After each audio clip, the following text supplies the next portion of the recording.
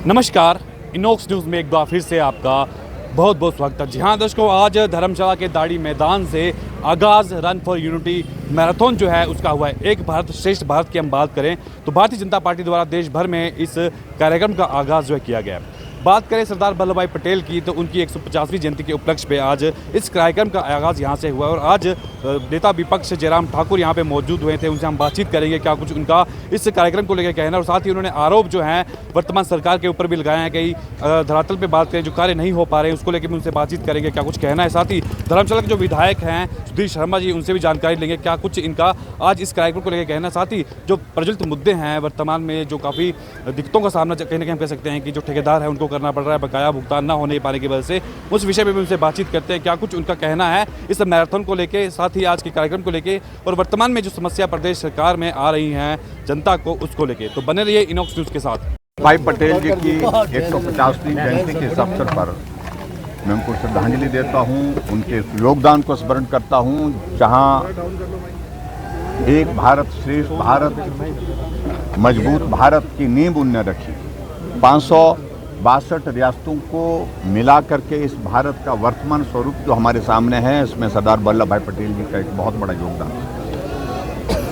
और आदरणीय प्रधानमंत्री नरेंद्र मोदी जी ने उनके योगदान को पहचाना और योगदान को पहचानने के साथ एक फैसला किया कि दुनिया की सबसे बड़ी स्टैचू, सबसे बड़ी मूर्ति सरदार वल्लभ भाई पटेल जी की बनाएंगे, लगाएंगे। और गुजरात में उस मूर्ति का शिलान्यास किया और आज वो भव्य मूर्ति पूरे विश्व की सबसे बड़ी मूर्तियों में से वहाँ पर जो है विराजमान है।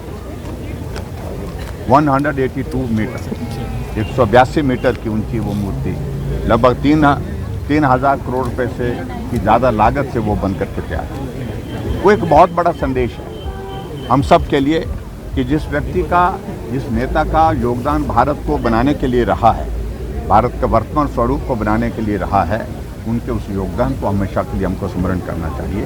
तो आज 150वीं जयंती के इस अवसर पर पूरे देश भर में यूनिटी मार्च जो है हमारी गवर्नमेंट केंद्र की आदरणीय मोदी जी के नेतृत्व में एक फैसला लिया कि हम उसमें पार्टिसिपेट करेंगे और उसके अंतर्गत आज यहाँ धर्मशाला में ये कार्यक्रम आयोजित किया। मैं इस बात को लेकर के बधाई देना चाहता हूँ सुधीर शर्मा जी, पवन काजल जी, हमारे सभी यहाँ पर जितने भी हमारे नेता हैं, सब लोगों ने बहुत बेहतर ढंग से इस कार्यक्रम को सफल बनाने में अपना योगदान दिया और सफल कार्यक्रम।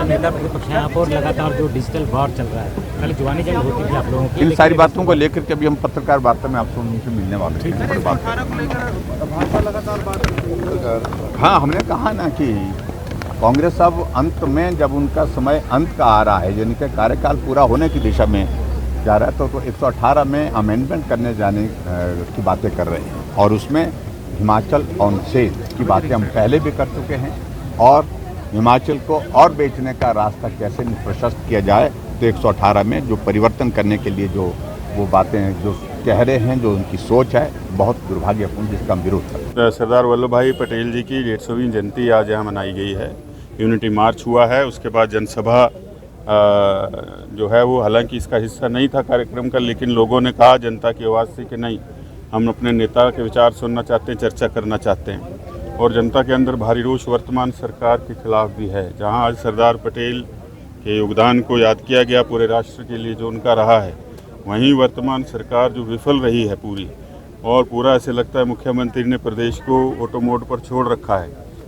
उन चीज़ों को भी जो है वो मंच से भी रखा गया। जनता का भी उत्साह जो है बहुत था, हालांकि बहुत शादियां और बहुत आजकल ऐसे कार्यक्रम चले, लेकिन फिर भी लोग जो है भारी मात्रा में यहाँ पर जुटे। उसी से पता चलता है कि लोगों के प्रति भारी रोष वर्तमान सरकार के खिलाफ। आईटी पार्क की बात करें, आपका ड्रीम प्रोजेक्ट है और आज उसी आईटी पार्क को अपना नाम देके जो वर्तमान सरकार पेश कर रही है, प्रेस कॉन्फ्रेंस कर रही है, क्या लगता है कि ये सब सही है? देखिए, वर्तमान सरकार जो है ये कोयलपंथी है। जैसे कोयल अपना घोंसला नहीं बताती, दूसरे के घोंसले में जाकर के अंडा दे देती है, वैसे ही आईटी पार्क जो है उसके लिए तो सारा प्रोसेस हमने किया। भूमि दिलाई, आधी भूमि धर्मशाला की, आधी कांगड़ा की है। हम चाहते थे यहाँ बेरोजगारों को रोज़गार मिले, स्थानीय लोगों को रोज़गार मिले, लेकिन अब निजी कंपनियों को उसको दे देंगे। उनके आईटी एडवाइज़र कह रहे थे, कभी वो कहते हैं मैं पायलट था अमेरिका में, कभी कहते हैं मैं आईटी का एक्सपर्ट हूँ। तो ये मित्र मंडली जो करने जा रही है, ये बेचने जा रही है चीज़ों को, ये बिकने नहीं देंगे। जो बेरोज़गारों के लिए चीज़ लाएं, जो उसका स्वरूप होना चाहिए था, प्रारूप होना चाहिए था, इतनी ज़्यादा भूमि दी है, तो उसका तो फ़ायदा यहाँ के स्थानीय बेरोज़गार को होना चाहिए। तो मैंने आपसे कहा ना कि खुद तो इनका अपनी कमाई है नहीं, तो कोयल की तरह दूसरे के घोंसले में अंडा देने के एक्सपर्ट है। देखिए, ठेकेदार तो है ही, उसके साथ उसकी लेबर है, लेबर का परिवार है, उनके बच्चे हैं, फीसें नहीं दे पा रहे हैं, और काम सरकार करवा रही है, पेमेंट कर नहीं रही है। तो ये तो ऐसा है कि जैसे कि ठेकेदारों के हवाले छोड़ दिया कि वो सरकार के काम वो करें और फिर पैसा ना मिले। बड़ी हास्यास्पद स्थिति जो है वर्तमान सरकार की इस समय है, और सरकार जो है किसी भी चीज़ के लिए उनकी दिलचस्पी नहीं है। जैसे पायलट ऑटो मोड में गाड़ी छोड़ता है, वैसे सुक्खू जी ने प्रदेश को छोड़ दिया हुआ है कि अपने आप जहाँ जाना होगा वहाँ जाए।